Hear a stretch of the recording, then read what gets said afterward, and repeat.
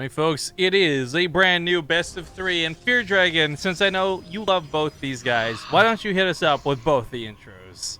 Oh my god, that would make me so happy. Spawning down here in the bottom right-hand corner of the map from Team On Fire and playing from Korea, give it up State. for the Protoss player State. And in the top left, we have the red Protoss player from Psystorm Gaming, originally from Kazakhstan and in the US. Give it up for PiLiPiLi. Right, what am I giving up for PvP? Like lent? Bread? Give up your heart. You don't give up Lens, Rifkin. No, I meant like, is it like Lent where you give up bread or whatever? Like, I mean, actually, I did give up Lent. I've never celebrated, so easy peasy. Drop that holiday like a bad habit. I tried to do it once, and then I was whatever. It's... I'm probably gonna be so correct. Try being is vegan Lent the once. one with bread? I actually don't know. I'm just kind of like super talking out of my ass. Is what the one with bread? Lent? Communion? Communion. No. Lent is when you give up something for like 40 Communion's days. a spell in World of Warcraft. Right.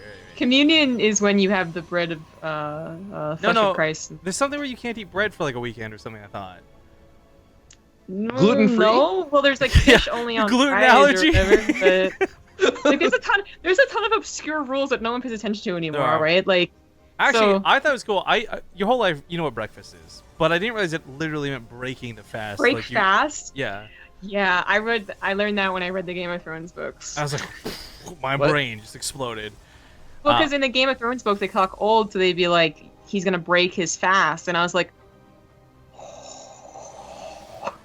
Oh my god. Did they call it fast because you wanted to get over quickly?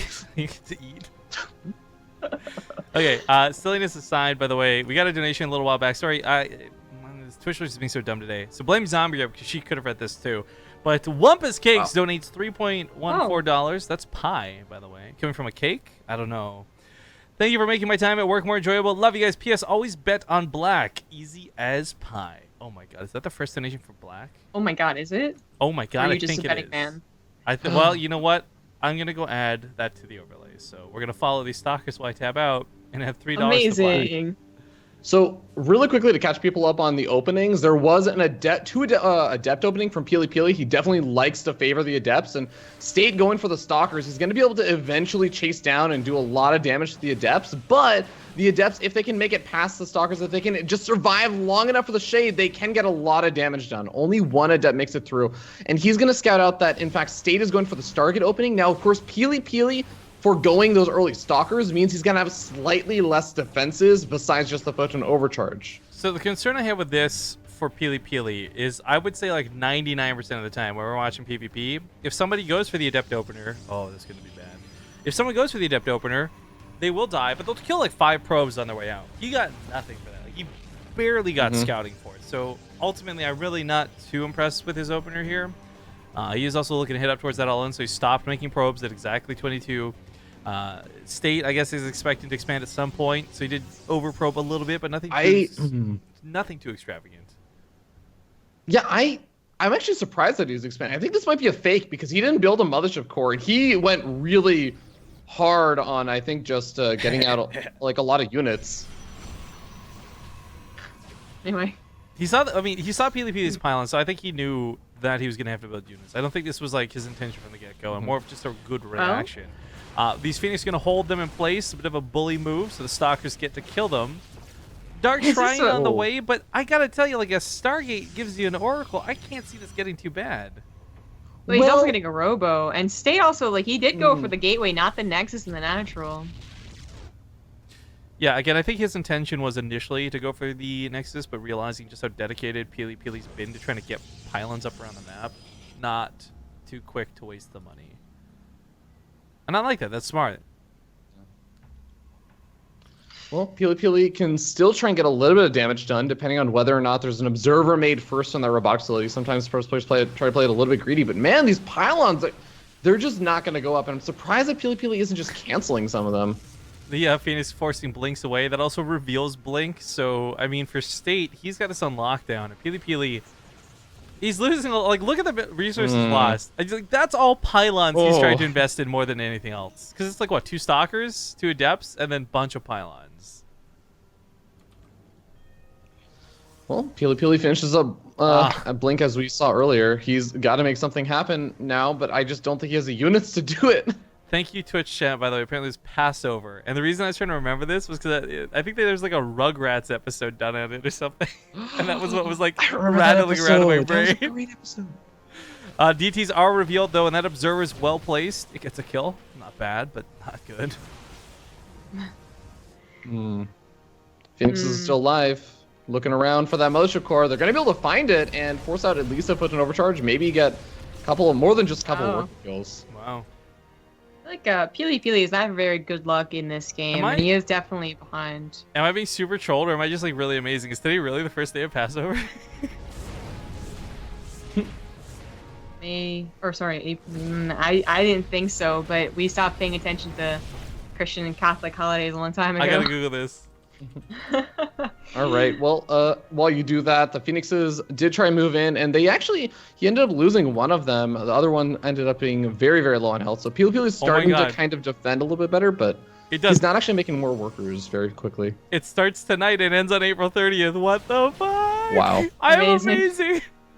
Amazing. That's the second thing today. This time I need to go buy like a lottery ticket, and I've got good intuition. Oh, this is not gonna go well for PiLiPiLi. Like he's dead. This is not gonna go well. It's just I guess you just tried to figure like it all in here, but this is obviously not gonna go well. GG. Yeah. GG. So there's a thing with PiLiPiLi where I can tell you straight up he's a good player. I'm not the biggest fan of him, but I can tell you he's a good player, right? But every time Fear Dragon casts him, I feel like he's letting Pop Fear Dragon down. Because Fear Dragon gets really excited, and he's always really happy to cast him. He's like one of his favorite players, and he's like, oh my god, it's PiLiPiLi! And then PiLiPiLi loses, and I'm just like, yup. Sorry, mate. I feel like what really sucked was State didn't just win that game, but he won it really hard. And I can't blame PiLiPiLi had to dedicate. That was what he chose to do. He opened one base. Like he was behind. He knew it. He tried to make the best of the situation, but not gonna happen. Yeah. I mean, it was a pretty big shutdown from State, absolutely. But I would also say, it's kind of what you were hinting at before. PiLiPiLi went for some choices, but he also kind of ended up in that situation because of his opening, I feel. Like, he went for the 2 Adept opening, and then he suddenly had to play really defensive to deal with the, potential for Oracle harassment or something along those lines coming in. There was, the Phoenixes that then make it hard. I think a lot of things. It's like what Zombie Guard was saying earlier. Oh, man, PiLiPiLi is just, really not getting very lucky this game. There's a lot of the small things. But for State, just playing out really, really well given his situation. No.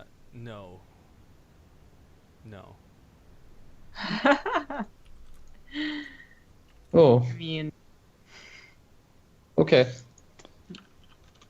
But we are going to be hopping into game number 2 at some point. State. I can't repeat what we're talking about here, but good old State. All right. Well, whenever the players are ready, we'll get into it. This is a much more normal map. Yeah. Dust Tower is going to be map number 2. This is, as you were saying, a more normal map and can lead to some of the more macro-oriented games because I'm looking forward to that. PvP late game, people seem to think it's all figured out. It's all Stalker Disruptor stuff, but there are some nice mix-up. There are the Tempest things I was talking about. There's the Void Ray stuff. Puck has been showing some really cool stuff. And I will also say that State specifically has shown a tendency as it goes to the mid and late game stages. A lot of the time, if he doesn't open Stargate, he goes into the Charge Lot Archon style. Please kick him and let's get this party going. Yeah. But he'll go into the Charge Lot Archon style that a lot of Protoss players sometimes don't expect. All right, Dust Towers. We'll see you guys here in a sec. All right, welcome back. Game number 2 in this best of 3 for the DreamHack Open Tour WCS Spring Qualifier. It's a mouthful to say, but it's a very important event with quite a bit riding on it. We'll go more into that in a moment, but for this particular game, in this particular qualifier, in the top right corner of the map, we've got the red Protoss. It's PiLiPiLi. in the bottom left, as the blue Protoss, he's on fire State. Kind of had that 60s vibe going on, State scene, yeah. 60s, Christian? Shut up. I messed it up. Anyways. That sounds like a boxing accent. This How you tournament, introduce people in boxing. said. This tournament has 6 spots available. Europe had 8, so it's a little bit less for North America, which is a bit odd because they do encompass the rest of the world. Like, this is not just North American qualifiers. This is like North America, C, China, basically not Europe and not Korea. And what I find interesting about this is, like, the less spots is one thing, but of course it puts a little bit more emphasis on each of those spots for these players. So 4 players from the winners bracket are going to advance, 2 from the losers. It's kind of scary. Like, there's not that many players playing, so your chances, if you're a halfway decent player, if you're somebody like State who plays regularly in tournaments, you got a fairly decent chance of getting through. But WCS qualifiers leading into a WCS event is a really big deal because, well, we have DreamHack Austin coming up, and that's cool, and there's a big prize attached to it. DreamHack Tour is like the really big deal. That's the WCS Spring Championship. Well, talking a bit about the game and the openings, something that State, I've seen him do like 100% of his games on this map, as far as I'm aware. He goes for the wall off over at his front and uses the pylon to block it off. And of course, he will eventually be able to knock that down. But of course, if he also wants to go for a natural, it's very easy for him to just grab that in-base one.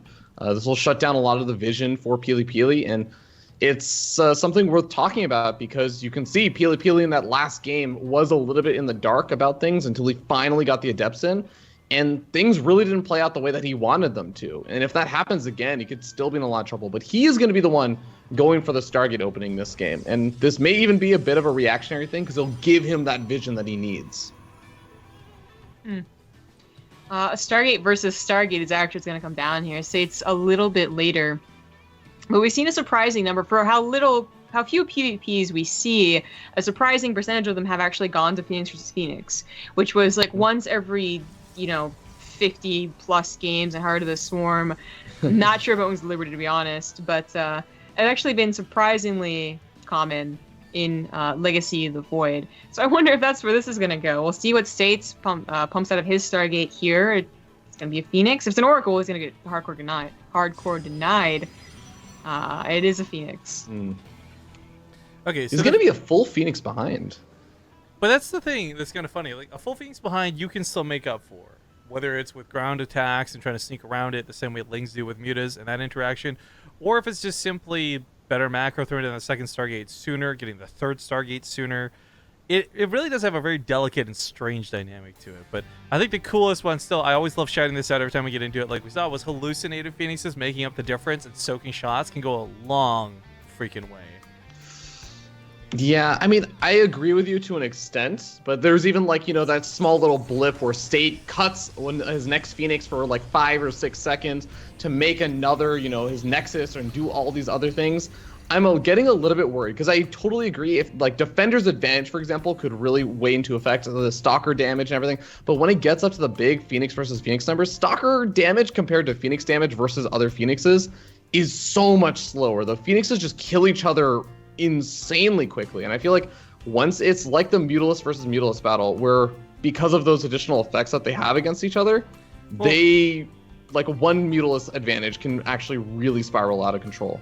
Let's also not be too quick to forget about how good Archons are at shutting this down too. Not because they can't be lifted, but they've got that splash damage. One bit of miscontrol can cost you everything. There's a lot of cool ways this go, and this is, as strange as it is, as much as I hate Protoss, I'll be the first one to like hate it publicly. They do have some really cool intricacies, and this is certainly one of them. I love when I can tell I was on Rifkin's camera. Frederick just flipped out. What? You just flipped out on your camera, man. Like, you're really searching everywhere. What are you talking about? Huh? Oh, Where yeah. is it? Yeah, that's what you're doing. And Well, I thought it was I'm Rifkin's camera until looking then. around. There's a lot to look for because we do have second Stargate already down, and oh my god, actually, bit of a dangerous spot over here. 5 Phoenix to 4. This Yeah, is not actually. with chasing for State. I don't know why he really wants to hound in That's for what I that was weak wondering Phoenix. about. That was a very curious chase, but it doesn't end the game yet. And that's, you just talked about like it being like Muta versus Muta, and that +1 Phoenix can really make the difference. And it can. Like, you make one bad mistake and the game can entirely be over, but not yet. They both are getting double Stargates and both getting fleet beacons, so it really is that Phoenix war. But we did bring up like Archons, and there's like, High Templars for feedbacks as well and all that. We saw at least one of these Phoenix vs. Phoenix games actually be able to one person transfer back into Charge Lot Archon, which is almost, I feel like it's almost impossible. It's like transferring back into ground play when you're in a Muta versus Muta war, but it happened, and he made it look almost effortless. He did it pretty smoothly. And I would love to see that game. It really is difficult just because when you try and make that transition out, you're investing into that tech, you're investing into these things that aren't more Phoenix. And what ends up just happening is the Phoenixes just say, well, you can't kill my Phoenix fast enough. I'm going to kill all of your workers in your mineral line. And that is what normally happens. But it seems like, yeah, there might be some players who have like figured out ways to transition out. But for now, I am again worried because there's now a 3 Phoenix advantage for PiLiPiLi. Well, that's a dance. It's beautiful. Third expansion going up for PiLiPiLi. Similar, not exactly in the same way as Muta versus Muta, but I always feel like having those extra bases is kind of important in Phoenix versus Phoenix battles, just because it's like the extra gas. If you want to do things like transition out, if you want to have the extra minerals to throw down like photon cannons and stuff, that's really, really nice to have. Yeah. That's worth noting. State is still a little bit behind when it comes to actual Phoenix War. The Stalkers will help a bit, but as Fear Dragon had pointed out earlier, they're not exactly the greatest things at picking off Phoenix. Yeah, both of these players, like perspective-wise, they're sitting on 2 warp gates because they know there's not a lot of points in building more. The Stalkers are just going to kind of be a little bit of a wasted investment. Well, it does put State in a bit of a complicated position. They both go for that timed, like exactly timed third Stargate rather, as well as third base. But State's falling behind on that one as well. And just the way this game is going, it does look like PiLiPiLi should start to snowball the later the game goes. I'm actually just gonna interrupt real quick. Fear Dragon, this room might get a bit weird for you too, or is that just my end? I think it's just your end. This all started when you joined the call, man. I'm just saying. Sounds like he's trying to edge you out, Zombie Grub. He did something to your mic so that he would be the one who sounds better, and I'd have to keep him instead of you. Yeah, you know me. I'm all about edging people out and being unfriendly. Yeah, I would actually, Zombie, if you wouldn't mind, just mute yourself and just like maybe unplug and replug things in. There was a little bit of this going on earlier. It wasn't so bad, but as you were talking just now, it was like, I don't know, shrieking. I don't know how to phrase that different. Oh, that is very interesting to me. PiLiPiLi going to be the one that actually transitions out. He's throwing down additional gateways. He's throwing down a Twilight Council and a Robo. He stopped Phoenix production. And what was a really good Phoenix lead, and I can understand why it's a bit hard to tell in the Phoenix versus Phoenix wars. How many do I have? How many does my opponent have? Who has the bigger advantage right now? But he had a solid like 5 Phoenix advantage, and he's kind of given that up now. Yeah, it's so weird because I am wondering if this stays to Phoenixes. Like, is this where the emphasis of the game is going to go? It's not to say that's a bad thing, but as we see, PiLiPiLi, some of the Templar Archives, is going to charge lots. Like, it's not going to matter if you've got a Phoenix advantage if your opponent comes busting out with like 17 charge lots and 4 Archons. Yeah, the big danger, and I think I'm starting to see some of the logic in this potentially. The big danger of transitioning out isn't so much about the big engagement. It's about the fact that when you fall behind in the Phoenixes, your opponent can force an engagement or just kill all your workers. And there's not a lot that you can do about it. You either have to fight them with this inferior number of Phoenixes before you get out your Archons, or you just die and lose all your workers and you don't have an economy anymore. But because PiLiPiLi had the Phoenix advantage, State is very, very passive. You can see how far back he's kind of sitting. He doesn't want to move out into the map at all. So PiLiPiLi does have the opportunity to get out these Archons. He's not going to be opposed. Sickest type of all time. Hype. Yeah, right? You are not using the correct microphone now. Just FYI. Unless you actually walked 40 feet away using your regular microphone. She actually just placed her other microphone 40 feet away. She just like threw it out the window. No big deal. Yes, because she's still there. We can see her. Yeah. All right, we'll hopefully get that fixed. Now, it's worth noting, because State does have 31 Phoenix, while the Archons may be a bit of an issue, there should still be, after this dogfight's over, at worst case scenario, trading out evenly, and which it won't, at least 11 Phoenix. They can deal with the Stalkers, and they can deal with the Zealots, they can deal with the Immortals. But this fight comes in hard. This catches PiLiPiLi so badly off guard. Feedbacks might be coming down, but that's 7 Phoenix to 25. That went from like a 10 Phoenix difference to almost 20. And now we're about to see State get very confident because he knows he has the Phoenix lead, and this is what he does. He goes straight in. He's just going to kill all of these workers, and there's just not the DPS like for 5 PiLiPiLi Phoenix anymore. to Photon Overcharge. Yeah, it's like, oh, look, chase me, Archons. Yeah, when are you going to get over to the main base to defend against the Phoenix? Oh, 1 photon cannon, 2 photon cannons? I'm sorry, I didn't notice that I was being tickled by a feather. PiLiPiLi knowing that he has to pretty much go all in at this point, but this is the other thing. The Phoenixes will just chase down this army. Yeah, the Archons are going to do a little bit over here, but every single one of the Phoenixes, except for one, goes down for PiLiPiLi, and State just needs to get up enough defenses to deal with maybe 1 or 2 rounds of warpins from PiLiPiLi.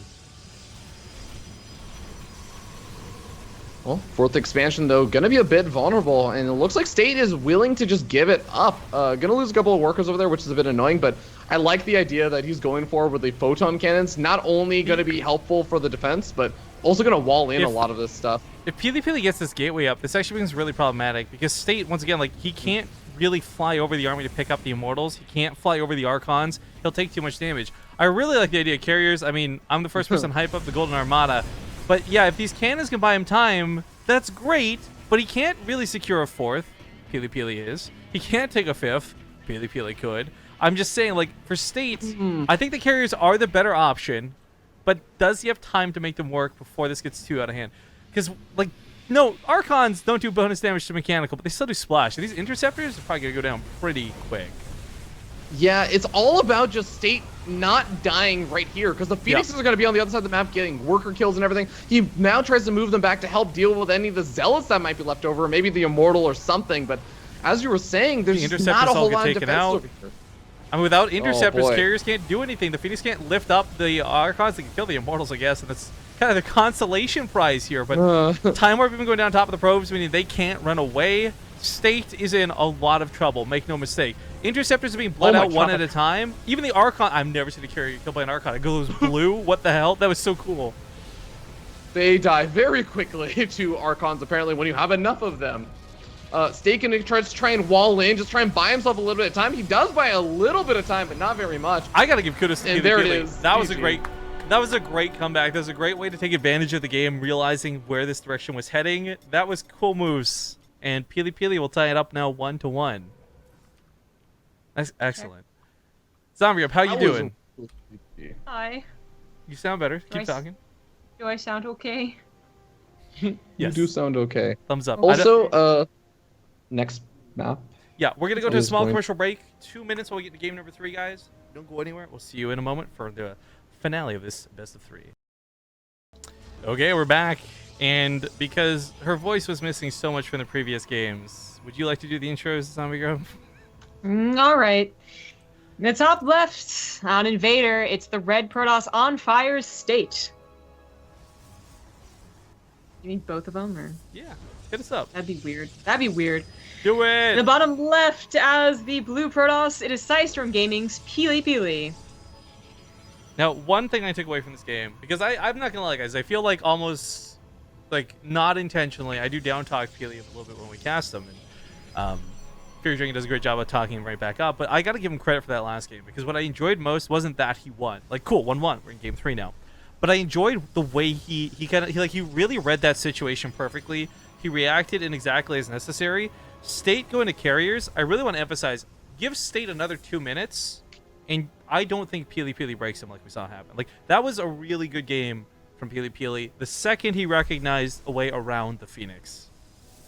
Well, we actually they had the pleasure to see at least one PvP that did get to carriers. Actually, me and Fear Dragon did. That's right.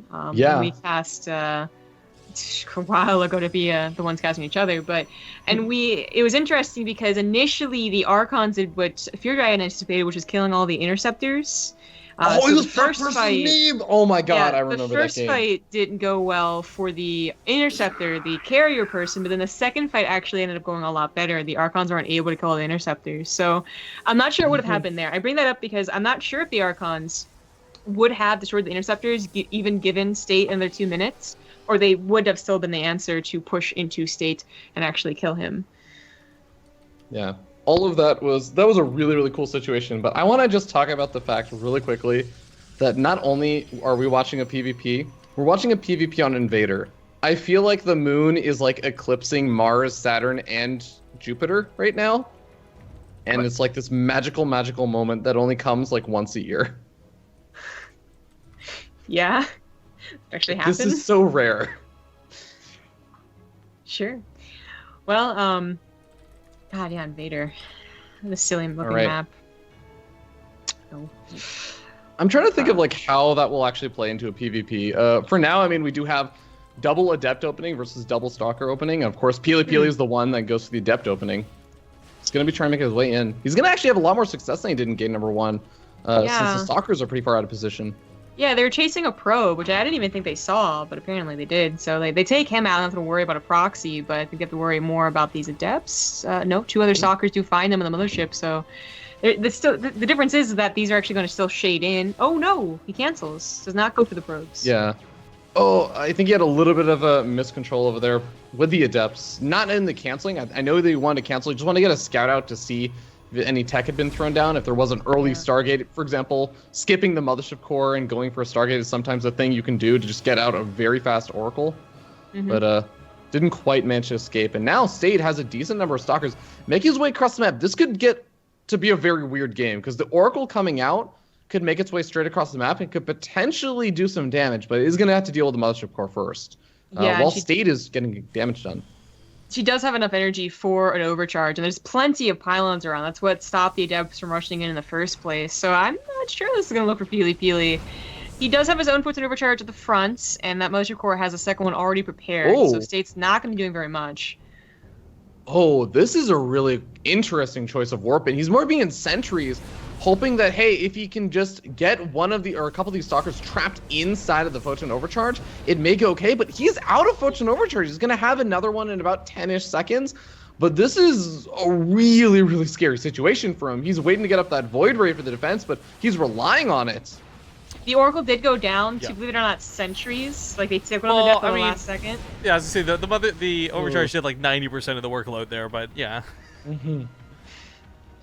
But the Photon Overcharge is good, and the Void Ray was on its way out, so State does not end up pushing past PiLiPiLi's defenses, and it's still, it's a very solid macro game. Of course, the difference being PiLiPiLi with that Stargate, State now with the Twilight Council.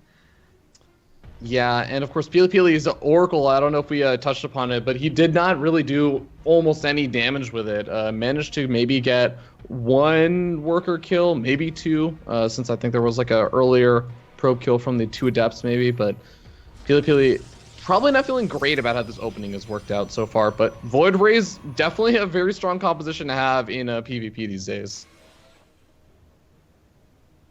Well, I want to say, like, to an extent, like, it's without a doubt, the Void Ray probably has, like, the most effective damage of any unit, any single unit in this matchup. I think the Void Ray brings the most to the party, especially when prismatically aligned.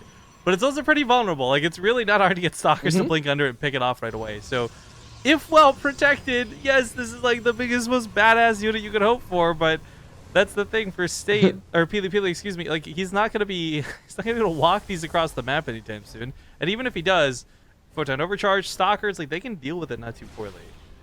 Now, if this goes higher than 3, by the way, that's going to blow my mind. Like, you don't do that unless you're, like, worried about Tempest or something. Like, why go... it's because they're so expensive, right? It's like, what, 250 minerals, 150 gas, or something? It's more than that, even, I think. But, like, it's such an expensive freaking unit.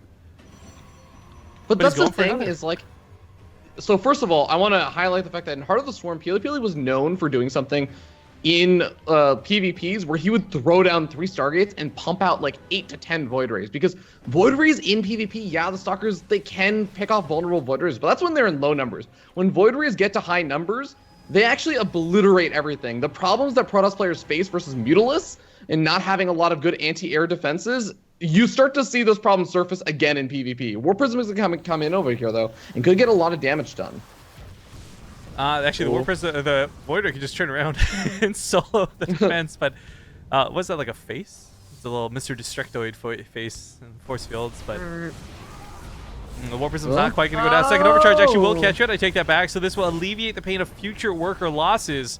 Meanwhile, for PiLiPiLi, I don't know. Breaking this with Void Rays is desirable but unlikely. State losing that War Prism really sucks, though, because he did have the Dark Shrine on deck. PiLiPiLi thinks that his Mothership Core is defending against that final Adept that's almost dead, but he has his Mothership Core targeted on one of his Stalkers instead, and now the Mothership Core is going to get totally out of position for this. Yeah. Wow. Oh. Wow, that could be a lot of probes racked up. But now that like PiLiPiLi was actually going to be able to push past State's defenses anyways, and I noticed that the Dark Shrine is DT. finished up once again No using detection. a DT on the defensive though, so it's getting a lot of damage down here. It's actually killing a lot of units. Yeah, and you can even just make Archons after this, which are fantastic versus Void Rays, by the way. The Stalkers are cleaning them up. They're strong units, but as their prismatic alignment begins to wear off, Wow. Overcharge finally comes back up. He's held this really well. Those DTs went ham, and this was everything for PiLiPiLi. He's got no workers at home behind this. That one Adept killed 8 probes before he got cleaned up. GG. GG. Congratulations. Walks away with a victory. And that was, I mean, I think that was just a cool series because we got to see a little bit of variety in like the typical openings and everything. But again, it's like going back to what I was saying at the very beginning. People are just in a different meta in PvP when they play each other. They are at different points in their experience of where they feel PvP should be. And I haven't really found too many players that have like this massive consensus of saying, this is the way PvP should be played. Even Scarlet, who sometimes off-races Protoss, will just go for it and do sort of weird things that will just work versus really good Protoss players. Well, now the question really is, what do we get into next? Yeah. We're going to actually lead into next opponent for State would have been either Jim Rising or McCamming. Damn, we missed Jon Snow versus Scarlet by like 45 seconds. I'm not too beat up about missing a ZVZ for Dragon. I know. I know, but it's Jon Snow and Scarlet. We could try and get Kelzer Semper and then follow them to face Intense. Terran. Kelzer's been in a game for 8 minutes. And then the winner that fights Masa, that's a whole TVT bonanza on the bottom half of the bracket. Banana. It's worth noting, by the way, again, with the top 4 slots being qualifier spots, players don't actually have to play their semifinals match. They just have to get to the semifinals. So the round of 8 is essentially the finals of this tournament. So we're getting pretty close to at least the winner's bracket finals. It's a whole loser's bracket, and that's a whole nother can of worms. We'll talk about that more as we get there. But we'll pop off to a break while we look and see what's going on. So don't go anywhere, guys. We'll see you in a couple minutes.